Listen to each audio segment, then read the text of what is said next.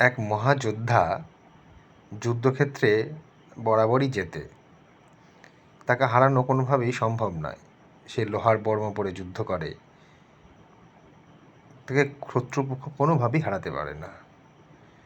কিন্তু সে বারবার জিততে জিততে তার মনে হলো একদিন যে এত ভারী লোহার বর্ম পরে আছি, অহংকার হলো যে না, আর লোহার বর্ম পরব না, এবার সোনার বর্ম পরব, সোনার বর্ম পরে যুদ্ধ করব।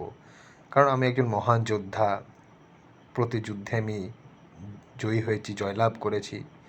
আমি আর লোহার বর্ম পরে যুদ্ধ করব না, সোনার বর্ম পরে যুদ্ধ করব। তো যথারীতি সোনার বর্ম পরে যুদ্ধ করতে গেছে যুদ্ধক্ষেত্রে।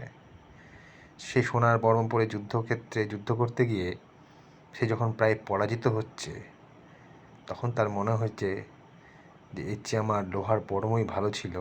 যতই ভারী হোক, কালচে হোক, জংধরা হোক, সে আমাকে বারবার জিতিয়েছে, শত্রুপক্ষের হাত থেকে রক্ষা করেছে। কিন্তু এই চকচকে সোনার বর্ম, এই অহংকার আজকে আমার যুদ্ধক্ষেত্রে পরাজয় ঘটছে। এটা আমি অনেক আগে শুনেছিলাম, তাই বললাম, মনে হলো হঠাৎ।